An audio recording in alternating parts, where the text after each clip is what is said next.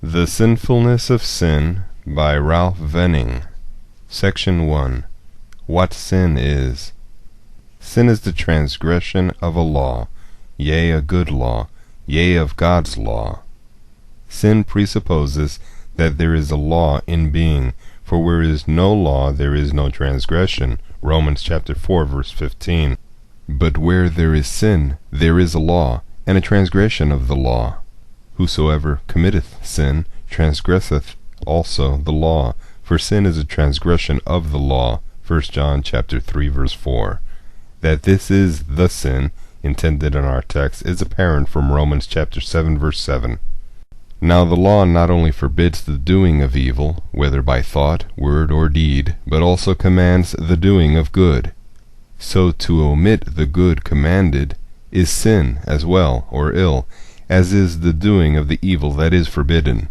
Against the fruit of the Spirit there is no law, but against the works of the flesh, for the antithesis holds, there is law, for they are all against the law, as the Apostle tells us, Galatians chapter 5 verses 19 through 24.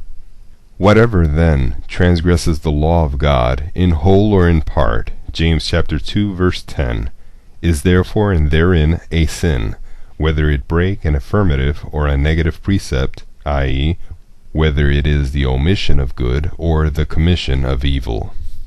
Section 2. The Sinfulness of Sin.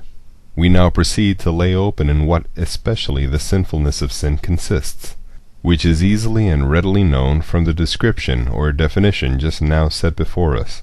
Sin is a transgression of God's law, which is not only holy and just, as made and given by a holy and just God, but also good, as it respects man, for whom God made it, according to our text and its context, and as it is in Deuteronomy chapter 5 verse 29 and 6:24, and many other places.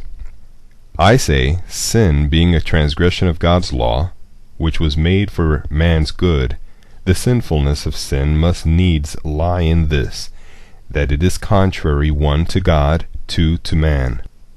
These then are the two heads I shall dwell upon, to declare the malignity and wicked nature of sinful sin. These are both evident from the law, for by it, as our text says, sin appears sin, and by the commandment sin, clearly and undeniably, becomes most exceeding, hyperbolically, or above measure sinful, i.e., extremely guilty of displeasing and dishonoring God, and of debasing and destroying man. On both accounts it is justly obnoxious to, and deservedly worthy of the hatred of God and man. And I heartily wish that the outcome will be that man may hate it as God does, who hates it, and nothing else but it, or, to be sure, he hates none but for it. Part 1. Sin's contrariety to God. The sinfulness of sin not only appears from, but consists in this, that it is contrary to God. Indeed, it is contrariety and enmity itself. Carnal men, or sinners, are called by the name of enemies to God. Romans chapter 5 verse 8 with 10. Colossians chapter 1 verse 21. But the carnal mind, or sin, is called enmity itself. Romans chapter 8 verse 7. Accordingly, it and its acts are expressed by names of enmity and acts of hostility, such as walking contrary to God, Leviticus chapter 26 verse 21, rebelling against God, Isaiah chapter 1 verse 2, rising up against him as an enemy, Micah chapter 2 verse 8, striving and contending with God, Isaiah chapter 45 verse 9, and despising God, Numbers chapter 11 verse 20. It makes men haters of God, Romans chapter 1 verse 30, resistors of God, Acts chapter 7 verse 51, fighters against God, Acts chapter 5 verse 39 and 23 verse 9, even blasphemers of God, and in short very atheists, who say there is no God, Psalm chapter 14 verse 1. It goes about to ungod God, and is by some of the ancients called Desidium, God-murderer or God-killing. Though all these things are not done by every sinful man, yet they are not only in the nature of sin, and that of every sin more or less, but are, all of them, in the heart of all sinners, in their seed and root. Matthew chapter 15, verse 19. So what is done by any man would be done by every man. If God did not restrain some men from it by his power, and constrain others to obedience by his love and power. 2 Corinthians chapter 5, verse 14, Psalms chapter 110, verse 3. Here then is the desperately wicked nature of sin, that is not only crimen laesae majestatis, high treason against the majesty of God, but it scorns to confess its crime. It is obstinate, and will not that he reign over it. It is not only not subject, but it will not be subject, nor be reconciled to God. Such is its enmity. But to show this more particularly, point number 1. Sin is contrary to the nature of God. God's name is holy, and as his name is, so is he and his nature, all holy. He is so, and cannot be but so. Therefore God takes it worse that men should think him wicked like themselves, Psalm chapter 50, verses 16 through 22, than that they think him not to exist, Psalm chapter 14, verse 1.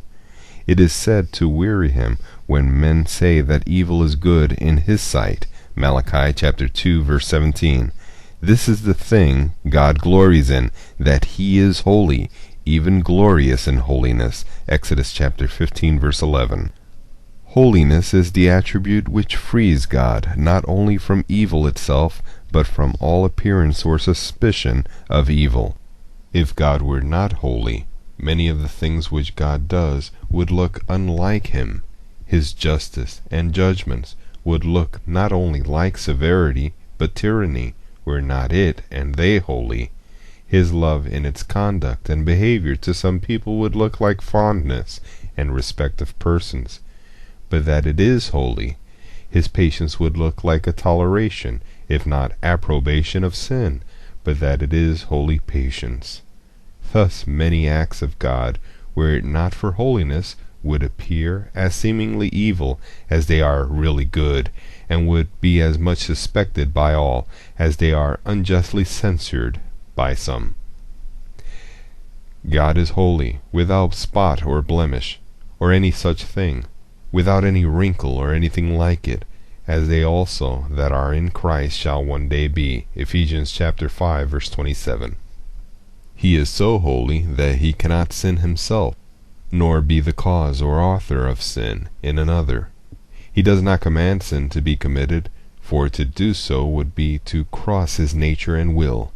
Nor does he approve of any man's sin when it is committed, but hates it with a perfect hatred. He is without iniquity, and of purer eyes than to behold, i.e., approve, iniquity. Habakkuk chapter 1, verse 13. On the contrary, as God is holy, all holy, only holy, altogether holy, and always holy, so sin is sinful, all sinful, only sinful, altogether sinful, and always sinful. Genesis chapter 6, verse 5. In my flesh, that is, in my sinful corrupt nature, there dwelleth no good thing. Romans chapter 7, verse 18. As in God there is no evil, so in sin there is no good. God is the chiefest of goods, and sin is the chiefest of evils. As no good can be compared with God for goodness, so no evil can be compared with sin for evil. Point number 2. Sin is contrary to all the names and attributes of God. It sets itself in opposition to them all. Sub-point 1. It deposes the sovereignty of God as much as in it lies. It will not that the King of Kings should be on the throne, and govern this world which he has made. It was by this instinct that Pharaoh said, Who is the Lord, that I should obey his voice to let Israel go? I know no Lord above me, I will not let Israel go. Exodus chapter 5, verse 2. The voice and language of sin is, quote, "Our lips are our own. Who is Lord over us?" Psalm chapter 12, verse 4. It was from hence that the Jews of old said, quote, "We are Lord's, we will come no more to thee." Jeremiah chapter 2, verse 31. Thus it attempts to dethrone God. Subpoint 2. It denies God's all-sufficiency, as if there were not contentment and satisfaction enough to be had in the enjoyment of God, but that vanity and wickedness had more of pleasure and profit than he, whose ways are all pleasantness, and whose service is the health of man. Every prodigal who leaves the Father's house says in effect, "It is better to be elsewhere." Subpoint 3. It challenges the justice of God, and dares God to do his worst. Malachi chapter 2, verse 17. It provokes the Lord to jealousy, and tempts him to wrath. Subpoint 4. It disowns his omniscience,